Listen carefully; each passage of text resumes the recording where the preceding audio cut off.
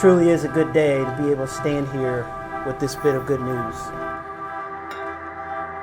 I want to first start by acknowledging the people who got us here today.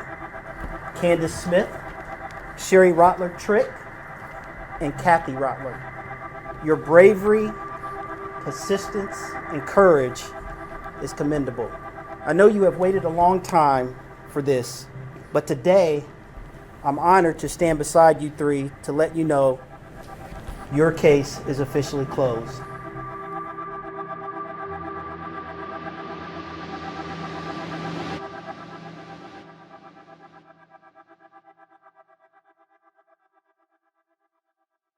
Can you start by kind of the beginning of that day and kind of what brought you together and out and about? A friend of mine or a friend of the family was going to teach me how to shoot pool. So I was going to a kids hangout that had pool tables, and so I called Candy to come with me. And I was told to bring my little sis along. Stopped at a gas station, got cigarettes, and talked to the attendant there, and then we crossed the street. And we were going to walk, but I talked them into hitchhiking. And that's when the guy stopped to pick us up. He had the seats down and said that we needed to get in the front because he had too much back there. So we got in the front seat and proceeded down Washington Street, and when I told him where to turn, he just went on past it. He said he'd already passed it up. Yeah, and he hadn't. He hadn't even gotten there yet. And he'd already said he'd passed it up. There was something about his eyes. He had these eyes that, I don't know how to describe them. What do you think, 35 to 45? Yeah. I just thought he was old. But I was 11. Tried to hit the gas pedal and I couldn't reach it, so I grabbed the steering wheel. Told him I was just going to cause him to wreck. So at that point, he pulled a gun out and put it to my temple and told me to shut up and scoot over, he's going to blow my head off. I was yelling at these two to open the window, open the door, and they were trying to get me to understand that there was no door handle, no window handle. The whole paneling was off the passenger door. It's just screws and bolts. There wasn't no way out. And I thought if I jumped over the back seat, I might be able to get out one of the back doors, but at the same time, he had already pulled a gun, so I was thinking I'd probably get shot on my way over the seat. I was scared to death. I didn't know about jumping out of the car, and I knew that it wasn't right. Just didn't know what to do. Pulled into the cornfield. There was like a lane. And he tied us up. And gagged us. Once he got me out of the car, he took me around to the front of the car. I was raped. He put me on the ground and he stabbed me. I remember the knife coming down into my throat. And I passed out and... Came back to the car and got me. Told me to get out of the car. Do I have any money in my pocket? And I said, yeah. Looked in my pockets. He said, you're lying. Lay down in front of the right tire, the front of the car. And I laid down, and he just started stabbing me in my neck. And stabbed me like 12 times. Then after he got done stabbing me, I just held my breath, act like I was dead. I just laid real still. And he picked me up by my hair only and dragged me into the cornfield and dropped me. Then he went back to the car to get Kathy. Well, he got me out, and I started to proceed to the front because that's where the other two had gone. So when I sat down, I looked up at him, I said, now what? And that's when he started stabbing me. And he stabbed me, I think, 5 times in the neck. And then he walked back, I watched him walk up to the front. I seen him stabbing both of them more. And then when he came back to me, he picked me up by my feet and just tossed me in the cornfield. I heard him wrestling around and the car door shutting, and I heard the car start. And I was unconscious during all that. I asked Candy where Sherry was, and she thought he had taken her with her. We looked for her, but we couldn't find her. We went out onto 40 and I waved down cars. You know, it's like waving people down. And these three guys, they had pulled over and picked us up. As far as I can remember, it was me and my brother Phil Parsons and Gary McCormick. And we were going to, I believe it was the Washington Inn at the time. And there were two girls standing on the side of the road. It appeared to me that they had like tie-dyed shirts on. I just drove by and my brother said, man, those girls look like they got blood on them. So I pulled off the side of the road right where the National Drive-In used to be, and they ran up to the car. I mean, the sight was unreal. I mean, they had like blood clots hanging out of their neck and their shirts were covered in blood. And the first thing I could think of was trying to get them somewhere. So we got them in the car. We drove to the Motel 8 in Cumberland. Pulled in there and got the guy in there to call the police. Got a call about an injured woman. So I zoomed out there and I said, well, what's going on, you know? And I raised my light and looked in, and she lifted up her neck. I'll tell you what it looked like. It looked like an accordion. The two oldest girls, the ones we picked up, they had told us that one of them's youngest sister was still with him in the field. My brother stayed there with the two oldest girls, the ones we picked up, and I went with the police officer back to, I believe it's 700 West. Pulled down there, and there was a lane that went back down this cornfield. The police officer told me to stay at the car.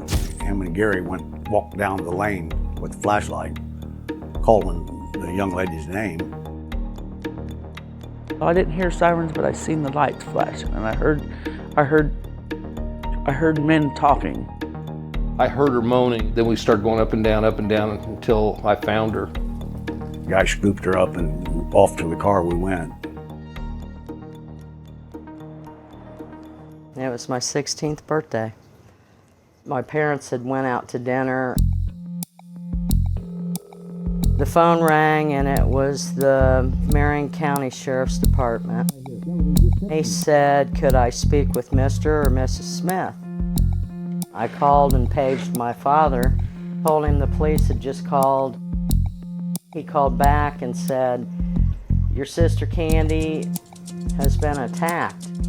My mom passed out when she came in my room. Like 2 different times, fell down the wall. My dad and my sister, one of my older sisters, came in to see me. And I could tell by the look of their face that they wanted to cry. But I mean, I wasn't cleaned up. I was still covered in everything. They were all in shock. My whole family was shocked. I just thought it was crazy. I mean, it was on TV and in the papers, and I thought for sure they'd catch the guy.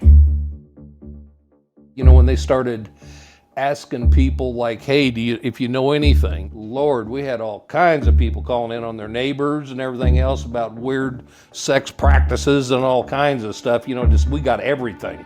And we was really loaded up, and I think that's where the other detectives and everything come in. The police, they had all these photo albums, all these different, like a baseball card thing. Had all these convicts in it. We have to sit there and go through every one of them. Then we have to go through them again and again and again. And we did that with station wagon pictures. And we went to lineups. Yeah. Many lineups. You know, after 7 years, when they don't have any leads, they just close the case. And that's what's happened to this case. Well, Steve Gibbs took it over in '90, but Now he's retired, right? And I was fairly new in the branch for the Sheriff's Department when I took this case on. But I'd had great success in another semi-cold case a year prior. And because I'd had luck on that, I thought I could do this one. I was probably a little overeager, I'm sorry, for the girls. I wish the detectives originally had done a little better job. One problem is we had too many agencies involved. These young people were actually grabbed in eastern Marion County and transported across the county line into Hancock County. So we have two sheriff's departments and the Indiana State Police involved. And I don't know who did what. I do not like failure. I think these women had made a good effort at reclaiming their lives. And here I come like a bull in a china shop, bringing all these things back up in their memories. I think I was just doing my job, but should I have or should I not have? It's a value judgment I'm not equipped to make.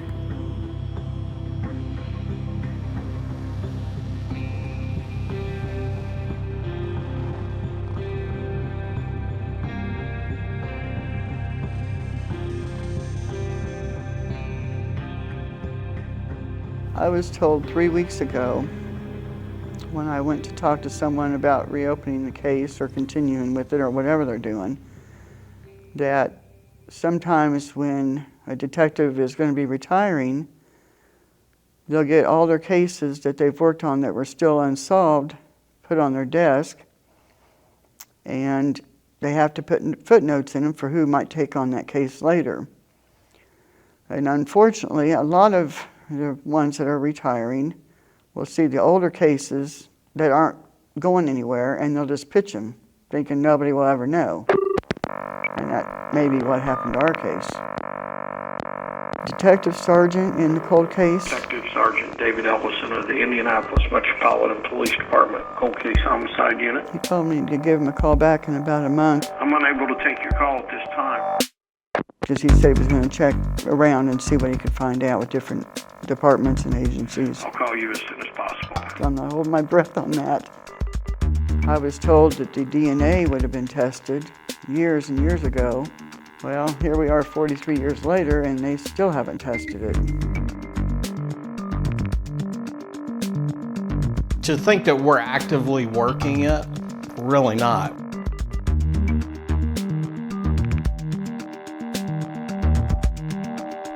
We're doing some work peripherally, but we're a cold case homicide unit. This wasn't a homicide. Steve Gibbs had to kind of recreate a file that allowed us to be able to intelligently look at different reports, but we're missing all those little notes that were made and what the investigator really did. The good thing is, we thought we had very little evidence, and it looks like the combination of Hancock County and us, we've got most of it. We're doing testing knowing that the suspect's probably dead, but I can see the pain. It destroyed their life. So I want to help, and that's why we decided to try to do something with this. The amount of time that's gone by is going to make it difficult, but not impossible.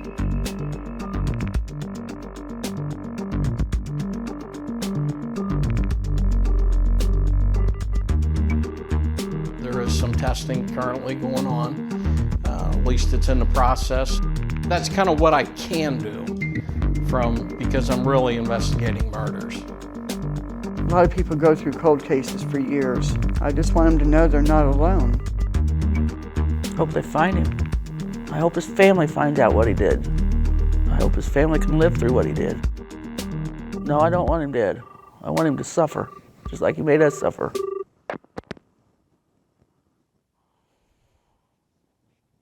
Every single day. Less than 1% of victims' families are going to be persistent in not giving up and applying.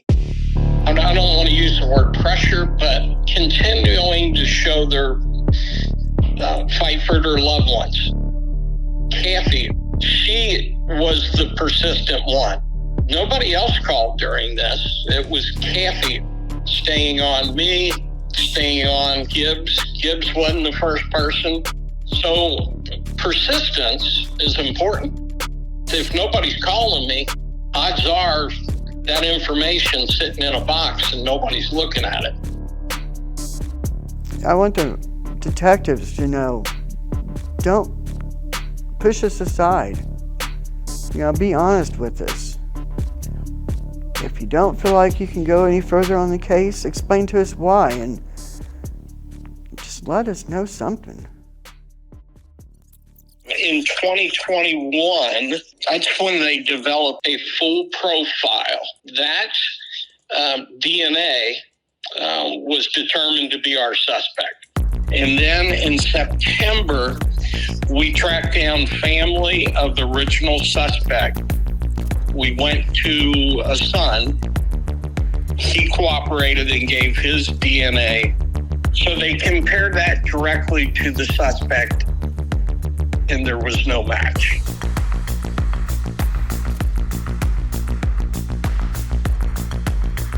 And then it's entered and searched in that database, which it then did for the next roughly 2 years with no hits.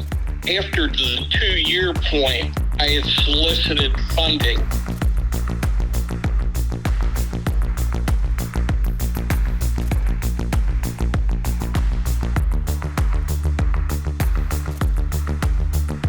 Genetic genealogy is very expensive. We spent on the girls right around $8,000.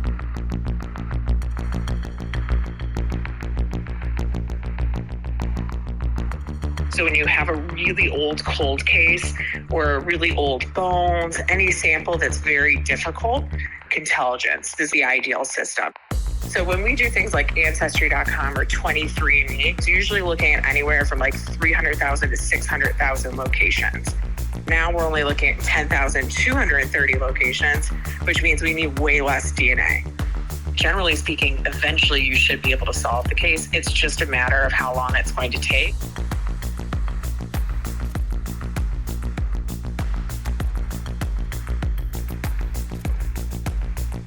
I've retired when that information comes about, but they include me. Although we had a name, you still got to figure out who they are, where they live. Are they somebody that's approachable? They went and talked to this girl.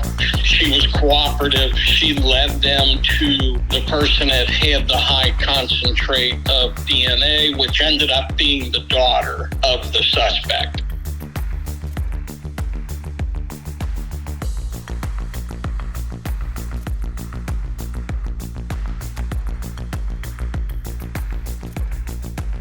Just because you ultimately identify somebody, it's their DNA, then you got to put them here. We were able to determine that our guy, Thomas Edward Williams, was actually born here in Indianapolis, as well as he had a residence that was geographically close to where the girls ultimately were picked up.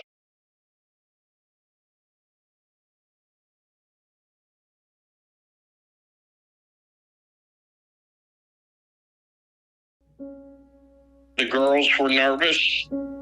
We shared the information with them, and it was an emotional hour, I would say, for them and for everybody. For me, for everybody. We are trying, and forensics is ever evolving. So I always just think that cases like this are just kind of like a sign of hope for all the people who don't have an answer yet.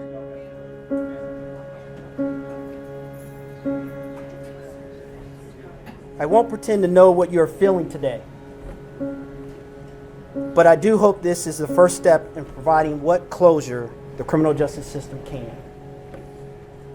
You've waited nearly 50 years for this, and I also must acknowledge those who have fought alongside you for the answers. I would like to recognize retired Lieutenant Steve Gibbs. Gibbs was instrumental in locating case documents and preserving them, which laid the foundation for Sergeant Ellison and ultimately led us to an answer, which brought us all here today. I'm now happy to turn it over to Sergeant Dave Ellison, who never stopped looking for those answers.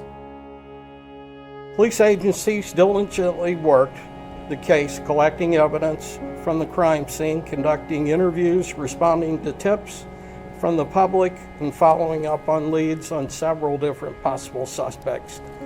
However, the case eventually went cold and no arrests were made.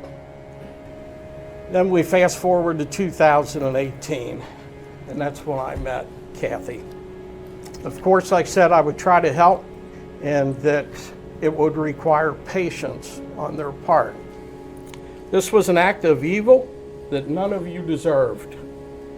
I hope today brings you some sort of closure, knowing that your attacker has been identified and is no longer in this world.